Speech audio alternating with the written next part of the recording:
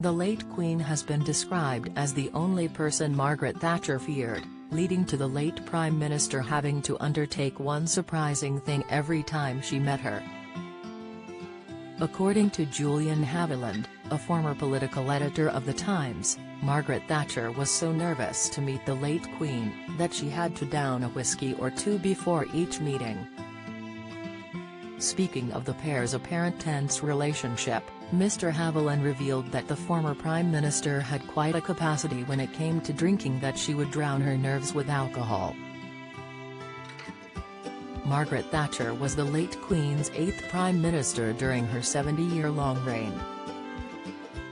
In an interview recorded shortly before his death, Mr. Haviland said, "The one person in the world of whom Margaret Thatcher was frightened was the Queen." Inside George, Charlotte and Louise Holiday in a 52,000-acre Scottish castle. Mr. Haviland, who worked for The Times between 1981 and 1986, recalled a moment when Margaret Thatcher met with the Queen for a meeting at Downing Street.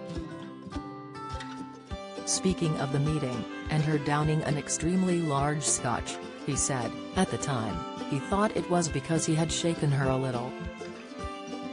Recalling the memory, his own editor Charles Douglas Home said to him, "It was Tuesday at 5 p.m. and her next engagement was her weekly audience with the Queen." During 7-decade reign, the late Queen took on 15 prime ministers. Prince William and Kate, irritated over Harry's plan for Queen's anniversary. Her tense relationship with Margaret Thatcher sometimes appeared to hit the headlines, with one report by The Times speaking on the Queen's thoughts of Margaret Thatcher's approach to politics. The report, which was from 1986, said that the Queen found her politics to be uncaring, confrontational and socially divisive. In 1985, a diary entry by newspaper diarist Kenneth Rose said that the Queen took a not-so-positive view on Margaret Thatcher. It read, "She stays too long and talks too much. She has lived too long among men."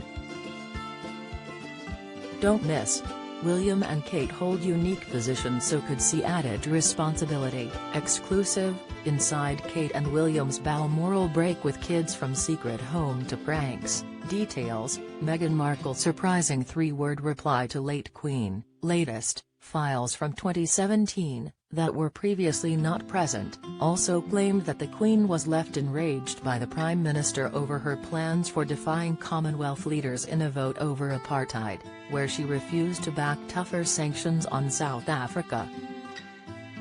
Reporting back to Dublin, an Irish diplomat said, "There is a wide view too that the Queen is in a rage with Mrs. Thatcher over her handling of the sanctions. The Queen, it is said, sees the insensitivity as further damaging her Commonwealth at a sensitive time." Despite their differences, the Queen did attend Margaret Thatcher's funeral in 2013.